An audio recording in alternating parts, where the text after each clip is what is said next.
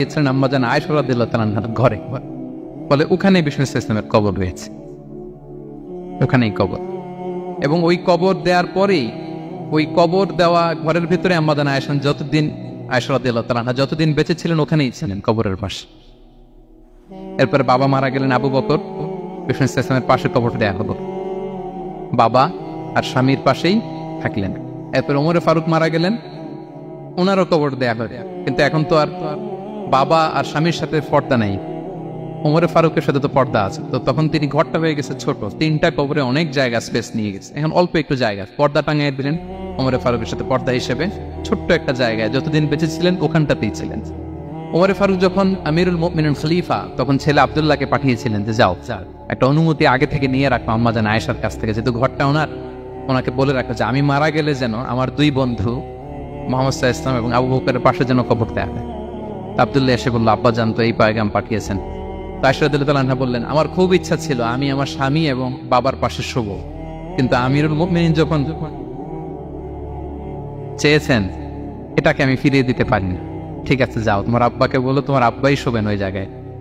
আচ্ছা, তো ওমরে ফারুক আপনারা জানেন অ্যাসাসিনেশনে ইন্তেকাল করেছেন, আত্মাইর আঘাতে, ছুরিকাঘাত করা হচ্ছে কয়েকবার, স্টেবিং। এত জখম হয়েছে দুধ দিলে ওই জায়গা দিয়ে দুধ বের হয়ে যায় না, বীজ পানি দিলে বের হয়ে যায়।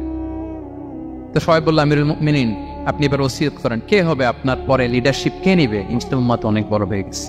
তখন তিনি ওসিয়ত করলেন এবং ছেলেকে আব্দুল্লাহকে আবার বললেন যে আব্দুল্লাহ আবার যাও, যে আম্মাজানের থেকে অনুমতি নাও। বলতেছে অনুমতি না নিলাম আর অনেক আগে, উনি তো বলছে আপনি মারা গেলে ওখানেই শোবেন। বলতেছে না, তখন আমি আমিরুল মুমিনিন ছিলাম, এখন তো কিছুক্ষণ পরেই মারা যাবে, এমনও হতে পারে আমার ভয়ে বা লজ্জায় তখন অনুমতি দিছে, এখন আর দিবেন, আবার যাও। আবার গেল, আয়েশা রাদিয়াল্লাহু তাআলা আনহা বললেন না, এখন আমি আগের কথার উপরে আছে, তোমার আব্বাই সেখানে শোক। সুবহানাল্লাহ। ওমরে ফারুক ওখানে শুলেন, তখন তিনি পর্দা আরম্ভ করলেন আম্মাজান আয়েশা। তাহলে রাসূল সাল্লাল্লাহু আলাইহি ওয়াসাল্লামের কবরটা হচ্ছে আম্মাজান আয়েশা রাদিয়াল্লাহু তাআলা আনহার ঘরের ভেতরেই। আপনারা মসজিদে নববী যারা ভিজিট করেছেন তারা জানেন যে আপনারা যখন কিবলামুখী হয়ে নামাজ পড়েন, বাম দিকে বিষ্ণু ইসলামের কবর, সেখানে রাসূল সাল্লাল্লাহু আলাইহি ওয়াসাল্লামের পাশে আবু বকর এবং ওমরে ফারুক রাদিয়াল্লাহু তাআলা আনহু শুয়ে আছেন। রাসূল সাল্লাল্লাহু আলাইহি ওয়াসাল্লামের কবর থেকে মিম্বার পর্যন্ত এই পুরো জায়গাটা রাউদাতুম মিন রিয়াদিল জান্নাহ, দুনিয়ার বুকে জান্নাতের একটা টুকরা। বিষ্ণু ইসলাম ইন্তেকালের আগে ওনাকে অপশন দেয়া হয়েছে, নবী আপনি চাইলে থেকে যেতে পারেন আজীবন, আর চাইলে আমার কাছেও চলে আসতে পারেন, এই হ্যাভ অপশন।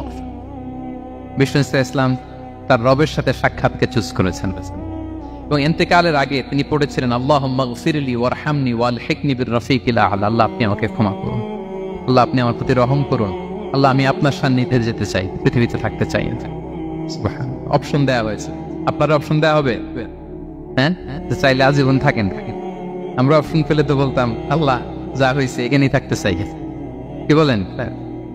বিষ্ণু ইসলাম বলেছেন ইলা রাফিকিল আ'লা, আল্লাহ আমি আপনার সান্নিধ্যে যেতে চাই। বিষ্ণু ইসলাম ইন্তেকাল করলেন এবং উম্মার জন্য এটা সবচাইতে বড় ফিতনা এবং পরীক্ষা ছিল, এর চেয়ে বড় কষ্টদায়ক বিষয় ছিল না উম্মার জন্য বিষ্ণু ইসলামের ইন্তেকাল।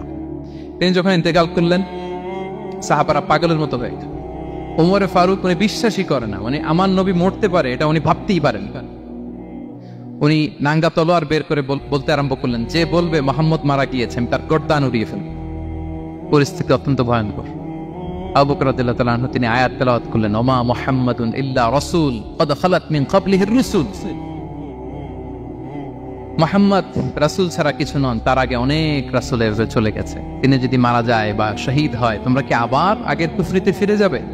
এই আয়াত যখন তেলাওয়াত করলেন ওমরে ফারুক হাঁটু গেড়ে বসলেন। তিনি বললেন এই আয়াত তো আমি আগেও জানতাম, অনেক তেলাওয়াত করেছি, কিন্তু আমার মনে হলো এই মাত্র আয়াতটা নতুন করে শুনলাম, এই মাত্রই বোধহয় কোরআনের এই আয়াতটা নাজিল হয়েছে। সাকিফায়ে বনু সাঈদার মধ্যে সবাই বসে আবু বকর রাদিয়াল্লাহু তাআলা আনহুকে খলিফা হিসেবে নির্বাচিত করা হলো। বিষ্ণু ইসলামের ইন্তেকাল শেষ, গোসল দেয়া শেষ। আমরা যেমনি মারা গেলে আমাদের জামা খুলে অন্য একটা জামা পরিয়ে গোসল দেয়া হয়, বিষ্ণু ইসলামের ক্ষেত্রে এটা হয়নি, ওনার গায়ের জামা খোলা হয়নি, যেই জামাটা ছিল ওই জামাটার উপরে গোসল দেয়া হয়েছে, ওনার ইউনিকনেস। এবং বিষ্ণু ইসলামের জানাজার নামাজে কেউ ইমামতি করেনি। কে হবেন ইমাম? উনিই তো ইমাম, গোটা বিশ্বের ইমাম, ঠিক কিনা বলেন? কে হবে ওনার জানাজার ইমাম? কেউ না। সাহাবারা ডিসাইড করলেন কেউ ইমামতি করবে না, পাঁচ সাতজন করে দরজা দিয়ে, এই দরজা দিয়ে ঢুকে নিজেরা জানাজার নামাজ পড়ে ওদিক দিয়ে বের হয়ে যাচ্ছে। এইভাবে পুরা উম্মাহ সব সাহাবারা নিজেরা জানাজার নামাজ পড়েছে।